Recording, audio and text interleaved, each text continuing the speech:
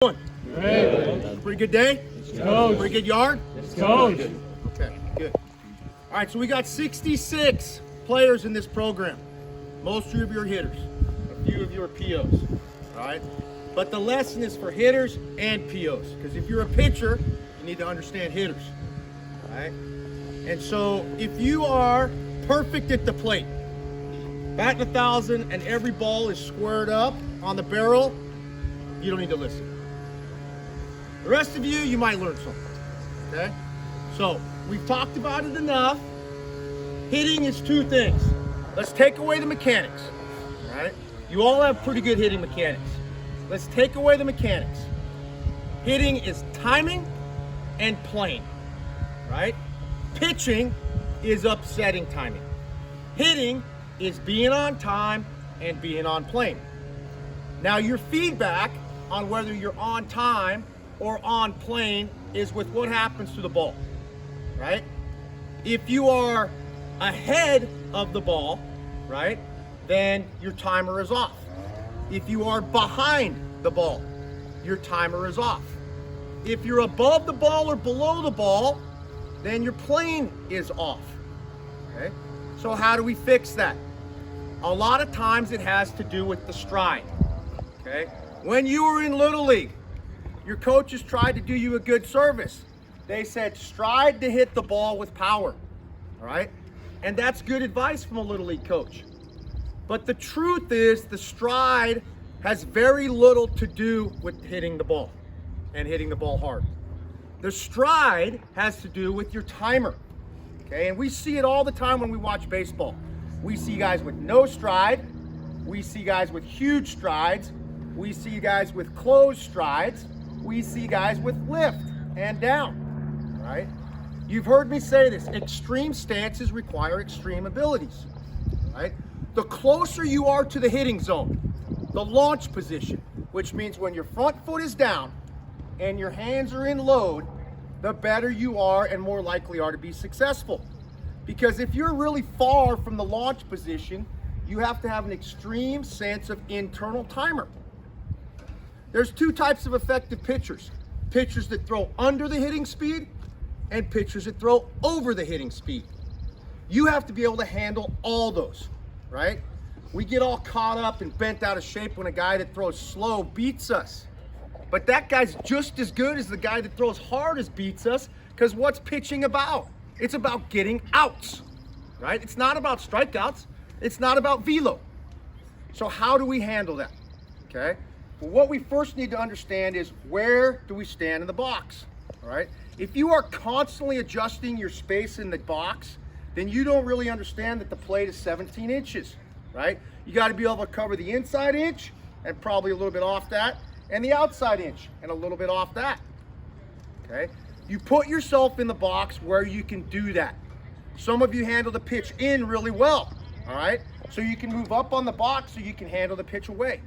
Others of you handle the pitch really well, but you get tied up inside. So you might need to give yourself a little bit of space. Pitchers, that tells you something, all right? Look at where hitters are standing in the box. It will tell you their strengths and weaknesses, okay? Now, when we talk about stride, the easiest form of stride is to start where you want to finish, okay? So if you're a long-legged guy and you pick up and you finish here, you should start very close to there, okay? You start here, and then when the pitcher comes, you load and put back down, and now all you have to do is get your hands to the ball and get extension, right? But if you're a long-legged hitter and you start here and you stride to there, what happens to your head? Your head drifts, it moves forward. The further your head moves forward, the more velo the ball comes with, okay? It reduces your hitting time. So that's why guys say stay back, all right? Good, better coaches, right? You get into intermediate play, you guys are saying stay back, stay back, stay back. What does that mean? Stay back means eliminate your stride, reduce your stride, shorten your stride, get your foot down on time. If your foot is down and your hands are back, you can handle any velo. 99 miles an hour is not uncommon in the big leagues. 99 miles an hour that's straight goes a long ways. Okay, you see guys getting beat on that all the time. Pitchers at the big league level know that they have to throw multiple pitches from the same arm angle with movement to beat major league hitters. One speed, one location, regardless of where it is, doesn't beat hitters. All right? So I've been watching a lot of you, and this lesson today is designed on one particular hitter on our varsity. I've been watching him and watching him and watching him. And I think it comes down to the stride. He wants to finish here. So he starts here and strides there, but the head moves forward. And when the head moves forward, it throws off his vision and throws off his timing. Okay? So I need every one of you to examine your stride.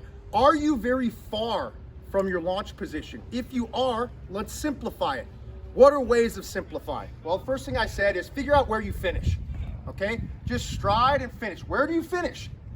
Then figure out where are you when you start. If you're way here and you have to go there every time, is your head going with you? Right? And when do you start it? Do you start your stride when the pitcher's front foot hits? Or do you start it when his hand gets here? And that should all change based on the velo of the pitcher. The harder a pitcher throws, the less time you have. You have to get your foot down sooner.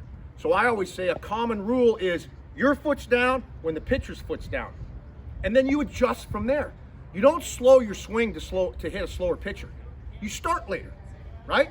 You start later. So I'm here.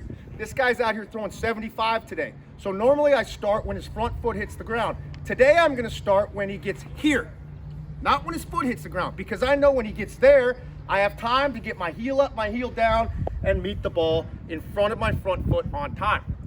Okay, if the ball's middle or in, right?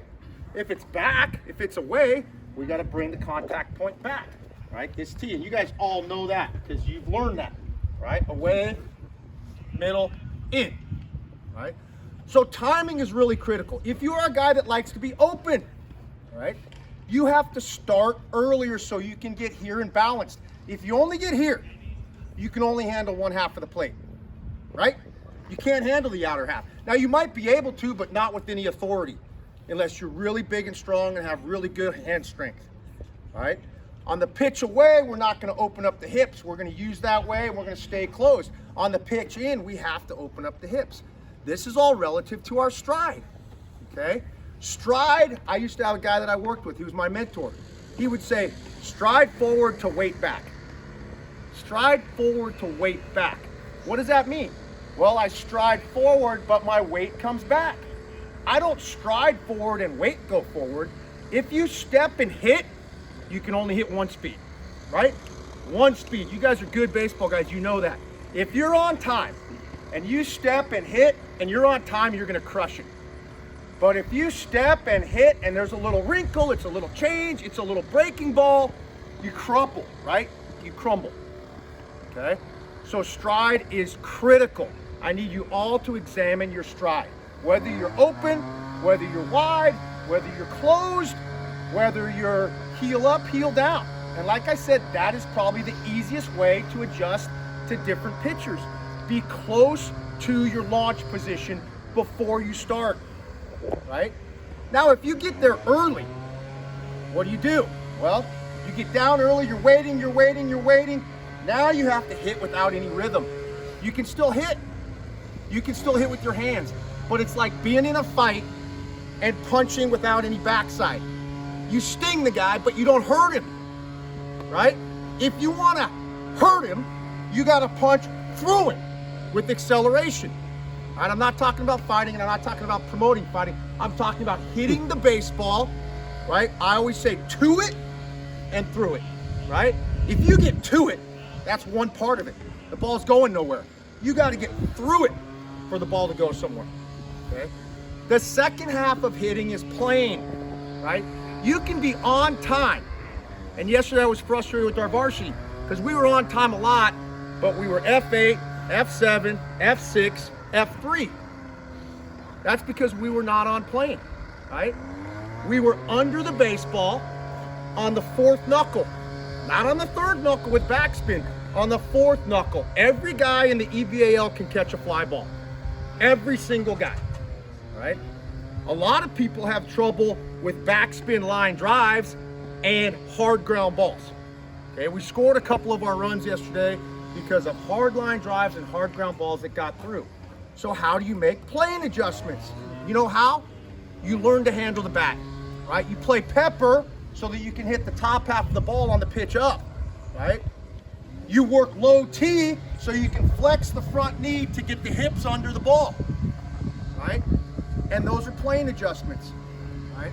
So if anybody ever asks you, what's hitting, right?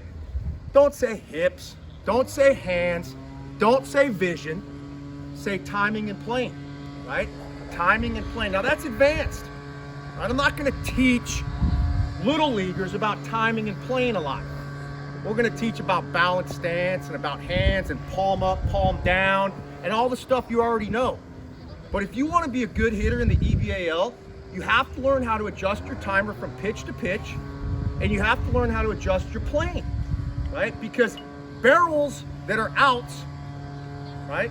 If they're up, right, or they're hard ground balls, they're still outs, right? But if you can figure out how to adjust your plane in the conditions that you're in with the wind or whatever, you're gonna be a successful hitter. You can't control the results. Hitting is not about results. Hitting is not about batting average, right?